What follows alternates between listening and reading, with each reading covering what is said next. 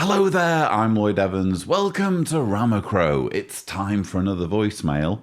Today's voicemail is from Ty. Let's listen to what Ty has to say. Hey Lloyd, my name is Ty. I left the organization back in February. Let me just say you can use this on your channel if you want. I don't mind. But I left the organization back in February, and the last couple months I've been thinking about how much time I spent in the ministry whenever I was a witness. And I find myself wanting to kind of undo all of that. If it's at all possible. I feel so awful that I went door to door and I was like, trying to indoctrinate all these people. And I know that, I probably didn't make an impact on really anyone. But, I just think about how I used to take such a stand for this, and I used to go and wake up early in the morning and go to people's doors and, so I feel the need to kind of undo some of that if I can. And I feel that a way to do that is, being an activist for this type of thing like you are. And I'm kind of just wondering, what are some things, I don't know where to start. Like, what are some things I could do that would be, down that activist route for this? I've just never done anything like this before, my whole life was just being a witness. I was raised in it. And I'm in my 20s now. But I don't know, I really want to do something with being an activist for this. I want people to know what's really going on. I want to stop people from joining. I know I may not be able to get many people out, but if I can stop people from joining, I'll be happy. So I don't know. I just, if you could suggest some things that we could do that would be doing that would be preventing people from joining, or that would be, telling people the truth about this. I know I talk to people about it and stuff, but I want to do more than that. So, if you have any suggestions, that would be great. Thank you so much for making all the videos that you do. It, played a huge part in me waking up and my dad waking up and my brother and my husband, and it's been amazing. So I don't know where we would be without your videos. Honestly, they've helped so much. So anyways, I'd love to hear back from you. Thanks so much. Thank you for that lovely message. It's a real shot in the arm to get that kind of positivity and to know that the channel and the videos that we put out are impacting people positively. So it's always lovely to hear that. Thank you very much indeed. You raise a really good question. How do I get involved, or how can we get involved or more involved in activism to warn people against joining the Jehovah's Witness cult, essentially? I think that it's important to come from the right place. And I think that it's like they used to say when we were inside, you've got to feed yourself spiritually before you can feed others. And the illustration that they used to use sometimes was that of being on a plane when they're giving out the emergency instructions, which I routinely just ignore because I figure if this plane's going down, I'm just going to die. So I'm not going to make my final moments more stressful trying to faff around with oxygen masks and that kind of thing. But I digress. They use the illustration of the oxygen mask, and they say you need to put your own mask on first before you can put it on other people. And I actually think that that's quite true in terms of cult deprogramming. I think that you need to deal with your own trauma first before you can have a meaningful impact on others. And I say meaningful, I think you can have an impact regardless. It's just that I see too many examples of people who clearly haven't addressed their trauma fully, if at all. And then they kind of launch into activism. And because they have so much raw anger, and anger is fine, by the way, it's justified, but because their anger is so raw and they struggle to channel it in a healthy way, what they end up doing is basically being counterproductive with their activism. They end up being confrontational and aggressive towards Jehovah's Witnesses in public. Or they end up in some other way kind of living up to the stereotype of an apostate that Jehovah's Witnesses carve out for ex-witnesses. So I think it's really, really important to make sure that you get the healing and the catharsis that you need, especially if you are dealing with these feelings of intense frustration, which I can relate to even now, by the way. When you were leaving your message, or when I first listened to your message, it reminded me of a really vivid dream I had recently.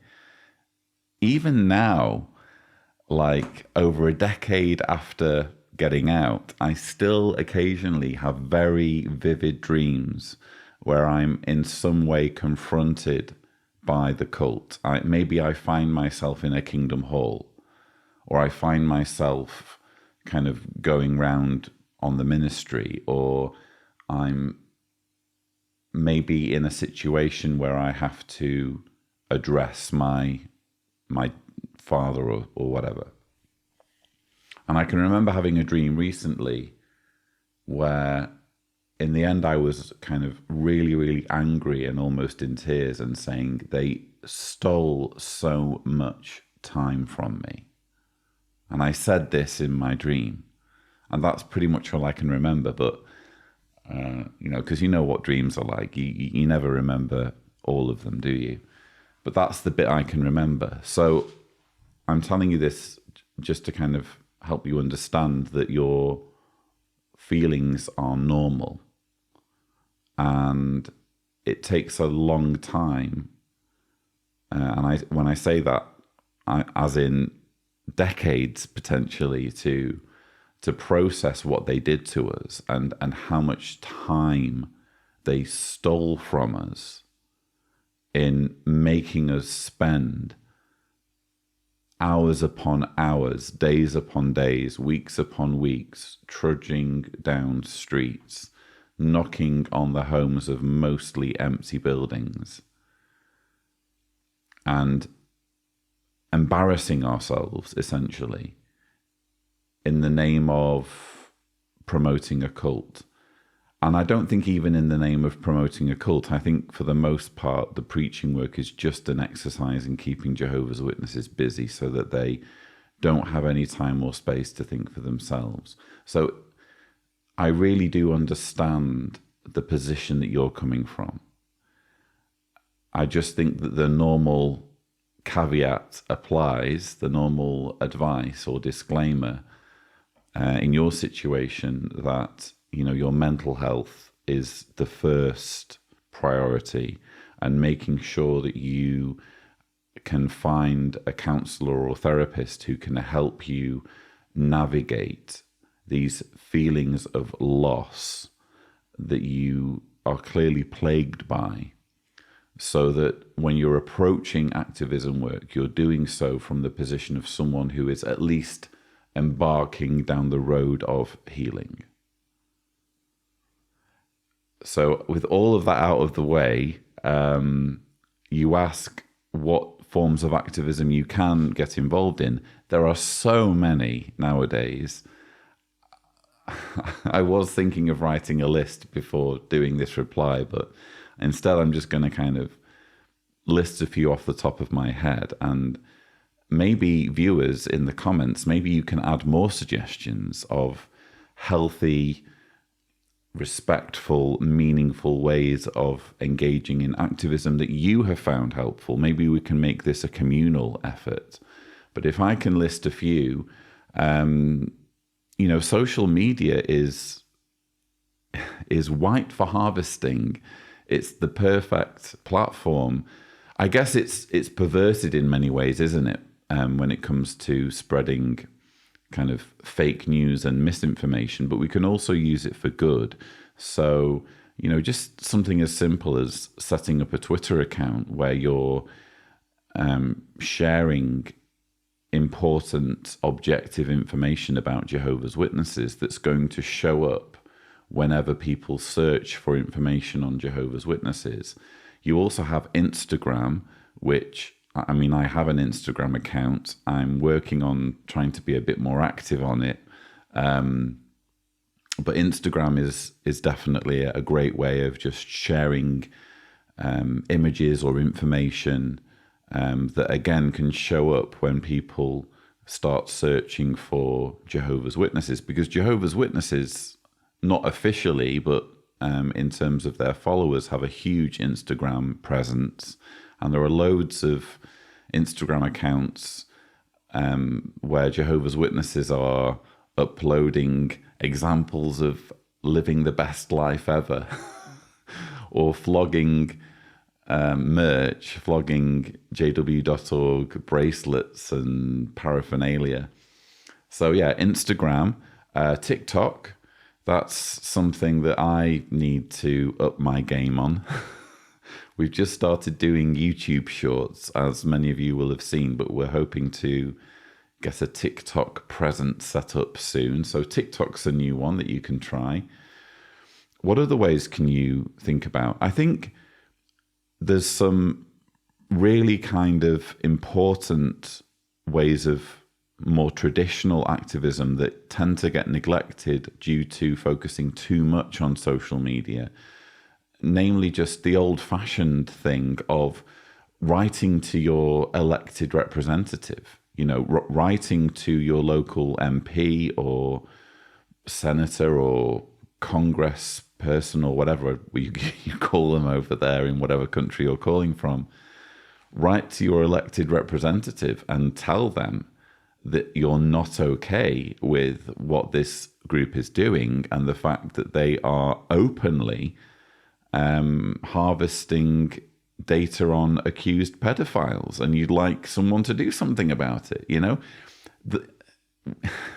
We can say, oh, well, that's just a drop in the ocean. What difference is that going to make?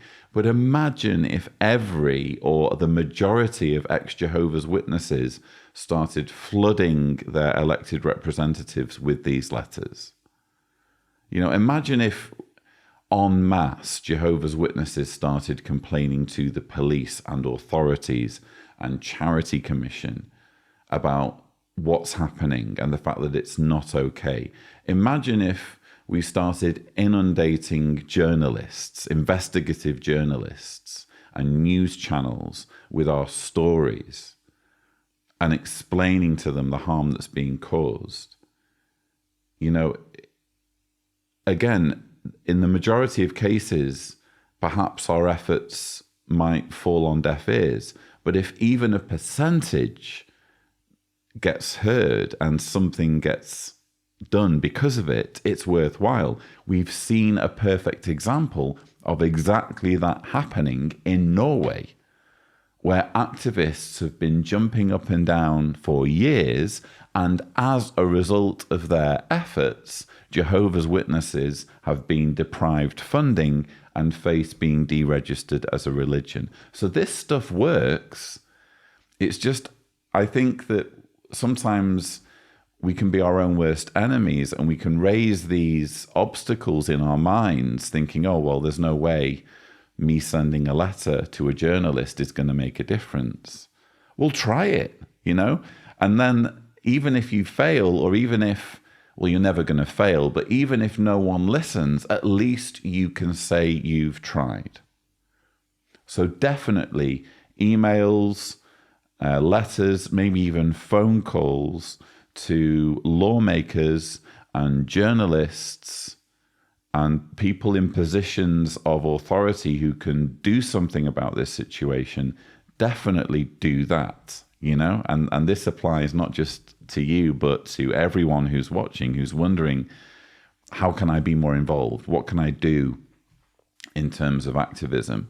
Another interesting form of activism that I wish more people would do, and I have spoken about this before, but it bears repeating, go to your local library, go to the section on religion and see what books there are on Jehovah's Witnesses. See if they've got a copy of Crisis of Conscience.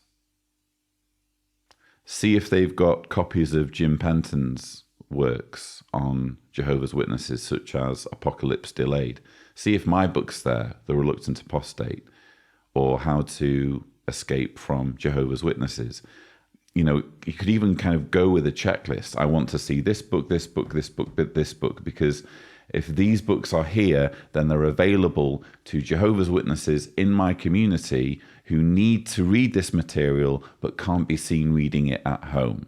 At least it's waiting for them at the library, and they could secretly go to the library and just sneak a peek, maybe with the book kind of behind another book so no one can tell what they're reading. Nothing's stopping you, because both of my books have ISBN numbers. Nothing's stopping you from going to your local library, and if any of those books that I've mentioned, and there are more, The Last Days, Ali Miller, who I recently had on the channel, Leaving a Witness or Leaving the Witness by Amber Scorer, so many books that Jehovah's Witnesses need to be reading. Let's go to our libraries and let's make sure they're on the shelves. That's just a very simple form of activism that doesn't cost you anything, but who knows who it might impact. So I think those are probably, off the top of my head, the most obvious forms of activism. Or they're obvious to me, maybe not obvious to everyone. But every little helps. And I think it's a really nice approach to take with any kind of activism initiative. And you hear it when you speak to some activists. If you can come at it from the approach of, if I can just help one person, then it's worthwhile. Imagine if every single ex-Jehovah's Witness who woke up from the cult and managed to deprogram themselves managed to wake up another. And so on, and so on, and so on. That would just be a snowball effect, wouldn't it? Basically, the cult would be finished. So just helping one person is a fantastic achievement. But that said, I will say this is important. Just making it out is enough. I cannot stress that enough. I think it's wonderful when people like you have a fire in their belly for activism. I obviously relate to it because I've been doing it for over 11 years now. But activism also can take a toll on you. It can eat away at you. You can pay a price by doing it. And I speak from quite some experience here. And I don't think that every ex-Jehovah's Witness necessarily is in a position, in terms of their mental health, in terms of their personal situation, where they should feel compelled to do activism. I think that just making it out in one piece and being able to form coherent sentences and being able to be a functioning member of society without completely breaking down in tears every few minutes, just that itself is an achievement. You get a medal just for managing to make it out in one piece. That's enough. If you can do activism in addition to that, fantastic. That's a bonus. But no one should feel that it's absolutely like, you shouldn't feel guilty if for whatever reason you can't do activism. I really passionately believe that. But good for you, Ty, for wanting to be involved. I hope you're able to, again, address some of the trauma that you've experienced. And I hope you're able to manage the justifiable anger that you have and channel it in a meaningful way. And I feel confident that that's exactly what you're going to do. So thank you for your message. If you would like to leave a message, the thing to do is go to speakpipe.com/Cedars, remembering to indicate clearly if you don't want me to broadcast your message on this channel. But that's all we have time for. Thank you so much for watching.